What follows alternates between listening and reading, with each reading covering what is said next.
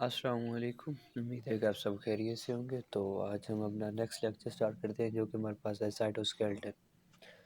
तो साइटोस्केलेटन क्या है कि हमारा साइटोसोल है। साइटोसोल क्या होता है कि साइटोप्लाज्म का जो वाटर लाइक कंटेंट होता है, तो वो साइटोसोल कंटेन्स करता है साइटोस्केलेटन को।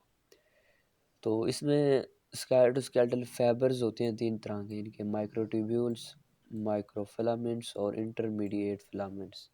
ये तीन तरह के जो फैब्रिक साइटोस्केलेटल होते हैं, ये मिल के हमारे पास साइटोस्केलेटन बनाते हैं। इन तीनों को हम कलेक्टिवली साइटोस्केलेटन कहते हैं। तो हम वन बाय वन इन तीनों को स्टडी करेंगे कि माइक्रोट्यूब्यूल्स क्या है, माइक्रोफिलामेंट्स और इंटरमीडिएट फिलामेंट्स क्या है। और जो मेन प्रोटीन है, यानी कि मेन प्रोटीन्स हैं जो कि प्रेजेंट होती हैं साइटोस्केलेटन में, उनमें ट्यूब्यूलन होती है वो जो कि माइक्रोट्यूब्यूल्स में प्रेजेंट होती है। एक्टिन, मायोसिन, ट्रोपोमायोसिन और अदर भी कुछ होती है जो कि मसल में फाइंड की जाती है। ये तीनों एक्टिन, मायोसिन और ट्रोपोमायोसिन तो मसल की प्रोटीन है, जो कि आप इंशाल्लाह सेकंड ईयर में जब मसल्स का चैप्टर पढ़ेंगे तो उसमें आप एक पूरा यानी कि देखेंगे मसल का कॉन्ट्रैक्शन का मॉडल देखेंगे। तो उसमें आप देखेंगे कि इसमें मतलब टोटली तीनों प्रोटीन्स प्रेजेंट होती हैं, एक्टिन, मायोसिन और ट्रोपोमायोसिन। तो कुछ ऑर्गेनेलीज हैं जो कि यानी कि स्पेशली असेंबल होती हैं और माइक्रोट्यूब्यूल्स बनाती हैं, जैसा कि इनमें सीली आ जाता है, फ्लैजेला आ जाता है, बेसल बॉडीज़ आ जाती हैं और सेंट्रियोल्स आ जाती हैं। ये सब मिलकर हमारे पास माइक्रोट्यूब्यूल्स में इनके अपना बनाने में अपना रोल प्ले करते हैं।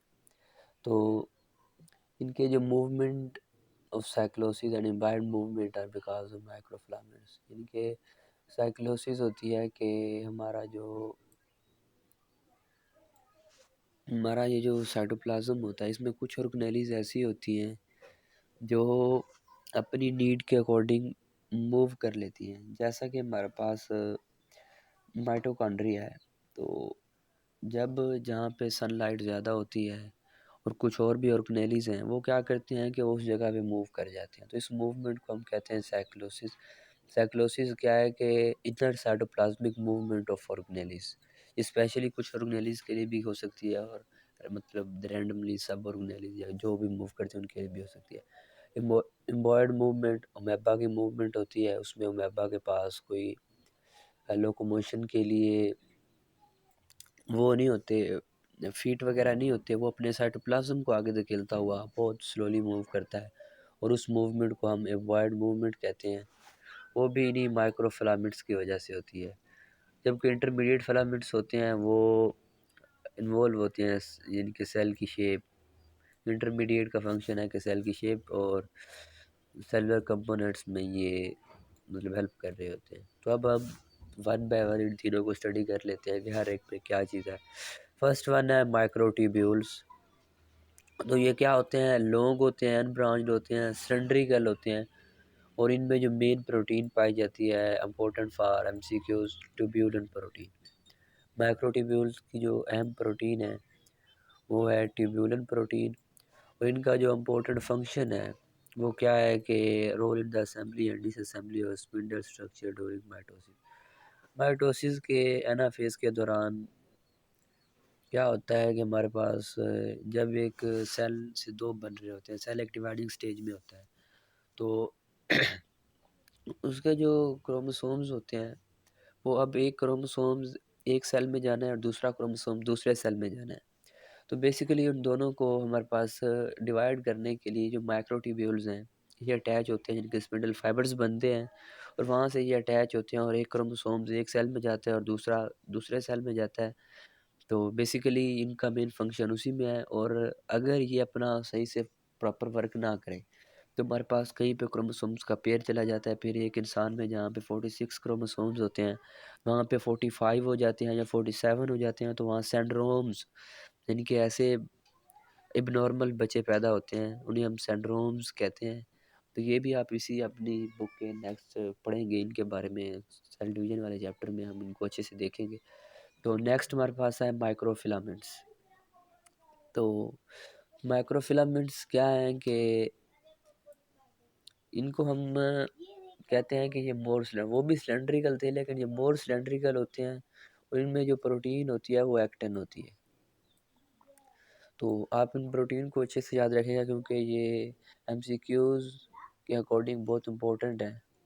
तो ये कॉन्ट्रैक्टाइल इनके एक्टिन प्रोटीन के बने होते हैं, और inner surface of the plasma membrane, इनके ये जो हमारे पास प्लाज्मा मेम्ब्रेन होती है जिसे हम सेल मेम्ब्रेन भी कहते हैं, तो उसकी इनर सरफेस पे प्रेजेंट होते हैं। और ये इनका फंक्शन क्या है कि ये सेल जिनके इंटरनल सेल मूवमेंट, इनके जब एक सेल ने मूव करना होता है तो ये उसमें इनका फंक्शन है इंटरनल सेल मूवमेंट, और इनका फंक्शन है कि असेंबली या डिसअसेंबली और स्पिंडल स्ट्रक्चर ड्यूरिंग माइटोसिस। इनके फंक्शन और इनमें पाई जाने वाली प्रोटीन बहुत इंपॉर्टेंट है। नेक्स्ट हमारे पास जो थर्ड वन है that is intermediate filaments.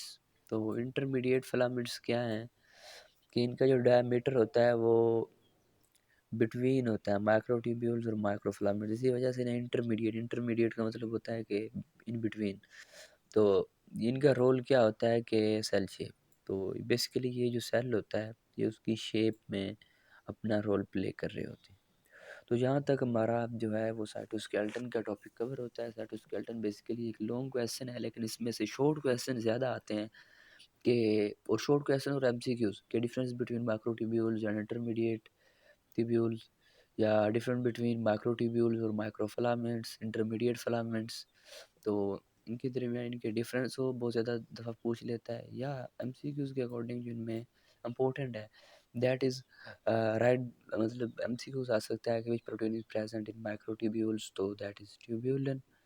And microfilaments में जो है वो एक्टिन प्रेजेंट होती है, और इंटरमीडिएट में कोई ऐसी खासी प्रोटीन, या आपको एक और जनरल एमसीक्यूज़ आ सकता है कि which protein is not present in cytoskeleton, तो आपको वो ट्यूब्यूलिन दे सकता है, एक्टिन दे सकता है, मायोसिन दे सकता है, ट्रोपोमायोसिन दे सकता है। इन तीनों के अलावा वो आपको कोई और ग्लोब्यूलिन प्रोटीन दे सकता है या किसी और प्रोटीन का ऑप्शन दे सकता है जो कि इनमें प्रेजेंट नहीं हो सकती। तो आपने इसको उससे देखना है। तो यहाँ तक हमारा आज का लेक्चर कवर होता है। अगर आपका कोई भी क्वेश्चन है तो आप कमेंट सेक्शन में पूछ सकते हैं। अल्लाह हाफिज़।